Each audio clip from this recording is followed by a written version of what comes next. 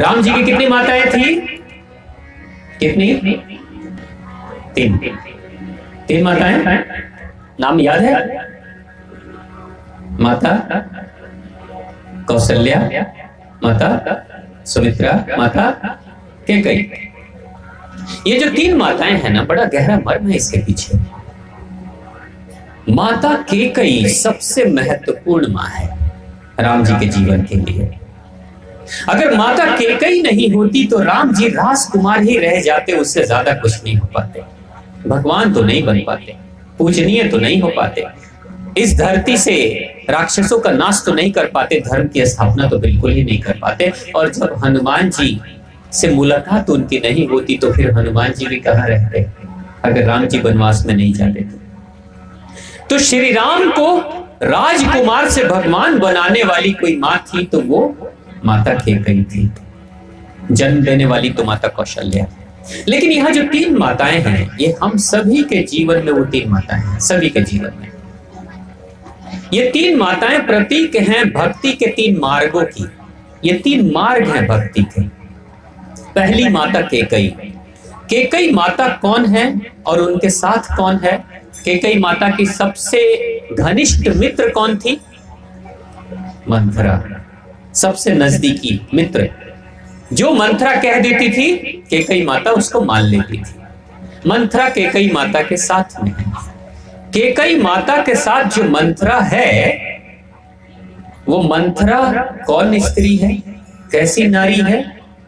उसका गहरा अर्थ है मंथरा मन, वो मन जो हमेशा थर थर करते रहता है, उसी को मंथरा कहते हैं। यानी जिसका मन स्थिर नहीं रहता, डोलते रहता है, कभी कुछ और कभी कुछ और। राम जी तो बड़े खतरनाक हो जाएंगे राजा बनने के बाद। कौशल्या माता तो नौकरानी बना देगी महारानी बनने के बाद। भरत को तो कारागृह में डाल देंगे, पूरे राजपाट को हड़प लेंगे। ये क्या है? ये कांपता डोलता हुआ मन है, वो मंथरा है। कैकेयी माता रानी है, सबसे प्यारी रानी है, लेकिन दोस्ती किससे कर ली? मंथरा से। और मंथरा कौन है? दहेज में मिली हुई नौकरानी, उनके मायके से आई हुई नौकरानी। रानी सुनती है अपने नौकरानी की जो मंथरा है, और उस मंथरा की सुन के जो कार्य करती है, उस कार्य से होता क्या है? मंथरा विधवा होती है या माता कैकेयी? माता कैकेयी विधवा हो जाती है ना। मंथरा का कुछ बिगड़ा? कुछ नहीं बिगड़ता है। अगर गलत इंसान से दोस्ती करोगे, गलत इंसान कौन है? नींबू है, नमक है, आप दूध हो लेकिन फटोगे आप। मंथरा का कुछ नहीं बिगड़ा, लेकिन विधवा हो गई कैकेयी माता। मंथरा से दोस्ती करती है, उसका मन जो थरथरा रहा है, वो क्या भरती है और कहां भरती है? अपनी बुद्धि को इनके दिमाग में भर देती है। ऐसे ऐसे करना, कोप भवन में चले जाना, रोना बिलाप करना, सारे गहने निकाल कर फेंक देना, राजा को ऐसे दिखाना कि मैं मर जाऊंगी। सारी बुद्धि, कुटिल बुद्धि वही भर रही है उसके दिमाग में। यानी कैकेयी माता कौन है? जिनका दिमाग सक्रिय है, वो दिमाग से ही हर चीज को देखती है, दिमाग से ही सारे रिश्ते को नाप तौल करती है। तो कैकेयी माता कौन है? कैकेयी माता भक्ति के मार्ग का वो भक्त है जो पूजा भी दिमाग से ही करता है। भक्ति के मार्ग का वो भक्त जो पूजा भी दिमाग से करता है, वो दिल से पूजा नहीं करता है।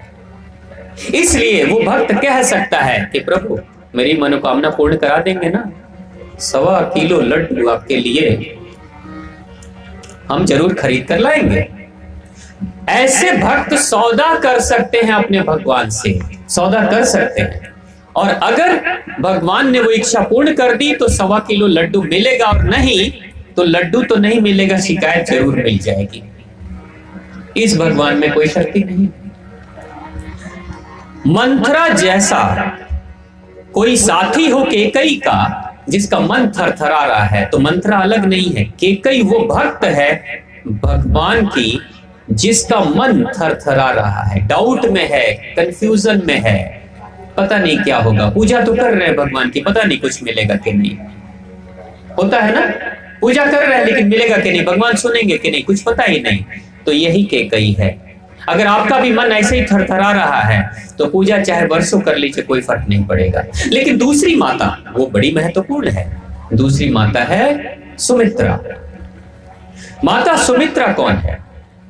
भक्त की वो स्थिति पहले वो केकई ही बनता है, बाद में अगर वो भक्ति करते चला गया तो वो सुमित्रा बनता है। सुमित्रा का मतलब सुमित्र, ऐसा मित्र जो शुभ है।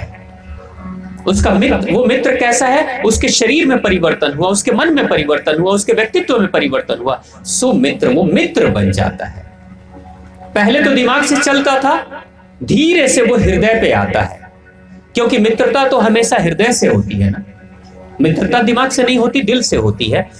तो मित्रता जब जगती है, जब दिल का केंद्र जगता है, तो सुमित्रा जन्म लेती है एक भक्त के अंदर से। पहले वो केकई है, लेकिन बाद में सुमित्रा है। अब सुमित्रा अगर एक भक्त हो जाएगा तो फिर क्या होगा? उसकी 2 संतानें होंगी। 2 संतानें। पहली संतान कौन? लक्ष्मण। दूसरी संतान शत्रुघ्न। सुमित्रा जब कोई भक्त होगा तो 2 संतानें होंगी, लेकिन एक संतान जो लक्ष्मण है वो कौन है? उस सुमित्रा जैसे भक्त का मन सदा अपने लक्ष्य पे, अपने प्रभु पे लगा रहेगा। यही है लक्ष्मण, हमेशा अपने भगवान पे लगा रहेगा। यानी अपना लक्ष्य क्या है? लक्ष्मण जी का लक्ष्य कौन है? श्री राम। श्री राम के सिवा कुछ नहीं। साया बनकर रहेंगे, साथ में रहेंगे, चाहे जैसे भी रहे, लेकिन मेरे राम ही मेरे प्रभु हैं, मैं साथ में रहूंगा। तो लक्ष्मण जन्म लेता है सुमित्रा जैसे भक्त के अंदर से, और हमेशा अपने प्रभु के ही ध्यान में रहता है। हर कार्य को भगवान को दृष्टि में रखकर ही करता है। और ऐसा भक्त जो लक्ष्मण जैसा हो जाता है, वही फिर बाद में चलकर वो भगवान के परम दासी सबरी की तरह हो जाता है। सब्र वाला। छूट गया। लक्ष्मण जी को कोई सजा तो मिली नहीं थी ना।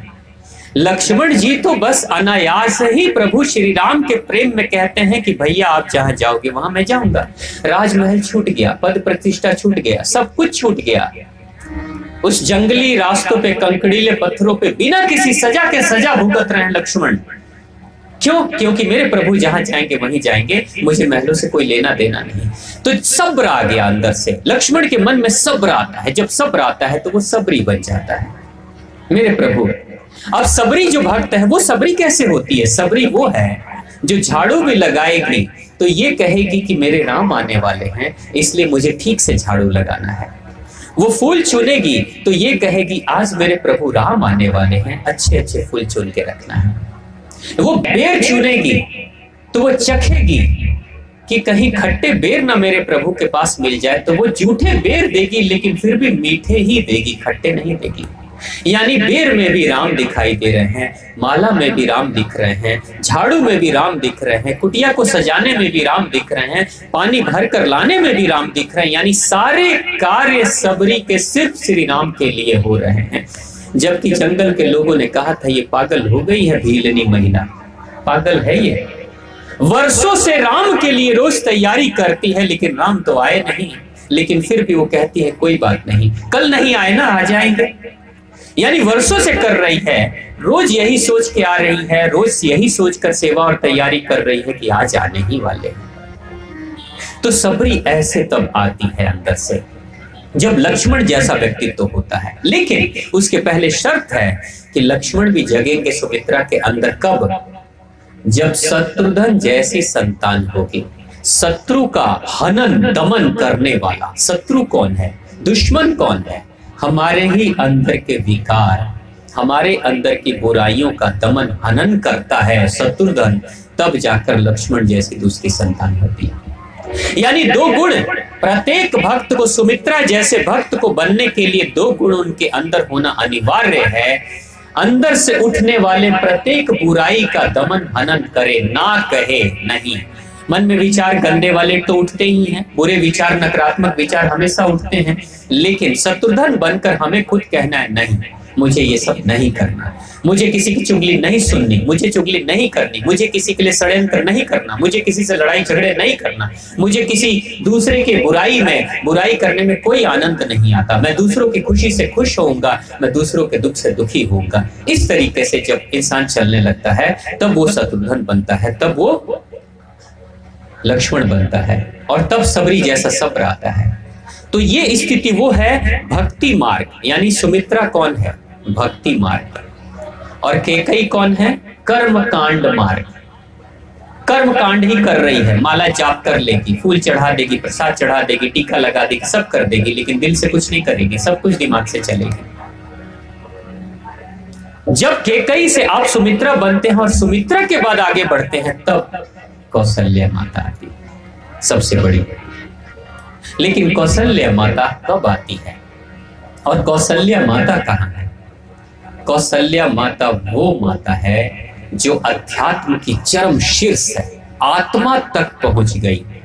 एक भक्त पहले कैकेयी है, फिर बाद में सुमित्रा है, और अंत में भक्ति के मार्ग पे और आगे जब बढ़ती है तो वो सिर्फ दिल से नहीं, दिल से भी आगे बढ़कर अपनी आत्मा तक चली जाती है। तब वो कौशल प्राप्त करती है, कुशलता प्राप्त कर लेती है, जिस क्षेत्र में रहती है वो परिष्कृत रहती है, वो बहुत ही विलक्षण कार्य करती है। जब वो कौशल्या जैसी कोई भक्त हो जाती है तो उनके गर्भ से श्री राम भगवान उत्पन्न होते हैं, यानी आत्मा तक जो पहुंच गया उसी को परमात्मा से मिलन होती है। तो कौशल्या की संतान श्री राम होते हैं।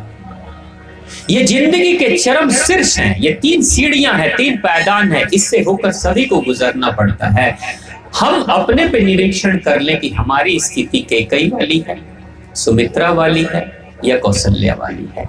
लेकिन लक्ष्य कौशल्या तक ही बढ़ना है, क्योंकि जब तक कौशल्या जैसी आत्मा तक नहीं पहुंचेंगे तब तक श्री राम हमारे जीवन में नहीं आएंगे। और अगर कैकेयी बनकर ही, यानी कि पूजा भी दिमाग से सिर्फ कर रहे हैं, तो मंथरा जैसी साथी मिलेगी और सारा कुछ तहस नहस कर डालेगी और जीवन को मातम में बदल डालेगी। लेकिन सुमित्रा बनेंगे तब 2 संतानें आएंगी, अच्छी संतानें आएंगी जो प्रभु से प्रेम करेगी। लेकिन जब कौशल्या बन जाएंगे तो प्रभु ही मिल जाएंगे। तो ये जो स्थिति है, इस स्थिति से हम सिर्फ कथाओं के माध्यम से सिर्फ कथा न सुने, अपने कल्याण के दिशा में अग्रसर हो, तब जाकर हमारे जीवन का कल्याण होगा, तब होगा। तो प्रेम से बोलिए भगवान श्री राम की जय, हनुमान जी महाराज की जय।